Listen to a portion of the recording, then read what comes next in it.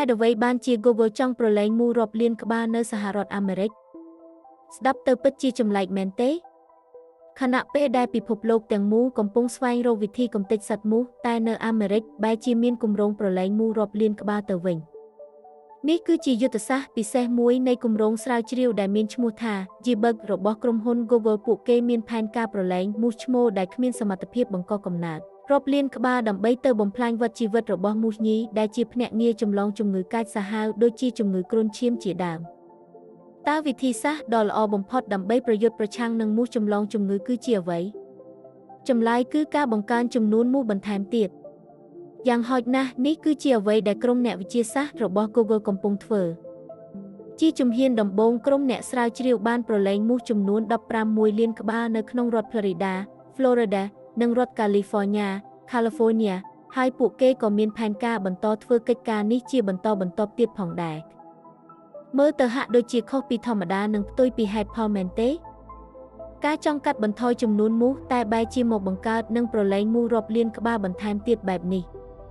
ដំបូងឡើយនរណាក៏គិតថាវាជារឿងមិនសមហេតុផលដែរប៉ុន្តែដើម្បីយល់ច្បាស់ពីអាចកំបាំងនៃគម្រោងនេះយើងត្រូវមកពិនិត្យមើលសិនថាតើប្រភេទមូសណាខ្លះដែលក្រុមអ្នកស្រាវជ្រាវកំពុងតែប្រយុទ្ធប្រឆាំង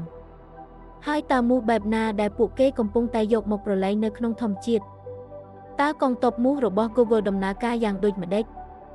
នៅលើគេហទំព័រផ្លូវការរបស់គម្រោង G-Bug បានបញ្ជាក់ថាយុទ្ធសាស្ត្ររបស់ពួកគេគឺការចិញ្ចឹមតែមូសឈ្មោលដែលអត់កូនរួចប្រឡែងពួកវាទៅក្នុងធម្មជាតិចំណុចសំខាន់គឺមូសឈ្មោលវាមិនខាំនិងមិនចម្លងជំងឺដល់មនុស្សឡើយហើយនៅពេលដែលមូសញីក្នុងធម្មជាតិមកបង្កាត់ពូជជាមួយមូសឈ្មោលអត់កូនទាំងនេះពងរបស់ពួកវានឹងមិនអាចញ៉ាំបានទេលទ្ធផលគឺចំនួនប្រជាជនមូសចម្លងជំងឺនឹងកាន់តែថយចុះទៅពីមួយជំនាន់ទៅមួយជំនាន់រហូតដល់រលាយបាត់តែម្ដង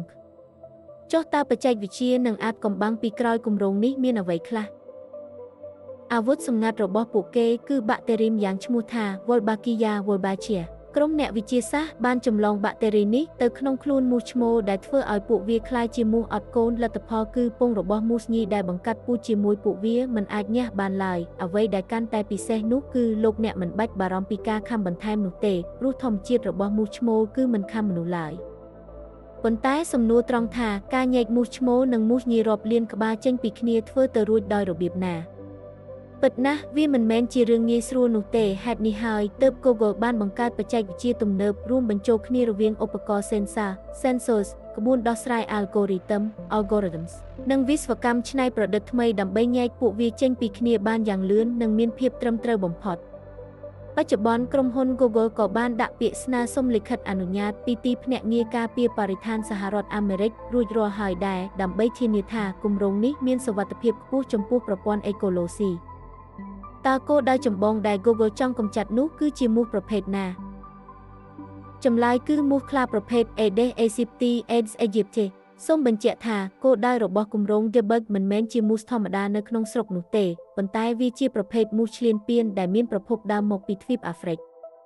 មូសខ្លាប្រភេទនេះគឺជាភ្នាក់ងារចម្លងជំងឺកាចសាហាវជាច្រើនដូចជាជំងឺគ្រុនឈាមជំងឺគ្រុនលឿងវីរុសស៊ីកាសេខានិងជំងឺឈីគុនកុនយ៉ា Chikungunya ដែលបង្កឲ្យមានការឈឺចុកចាប់តាមសន្លាក់ឆ្អឹងយ៉ាងទូរនទូរាយរាប់ខែឬរាប់ឆ្នាំ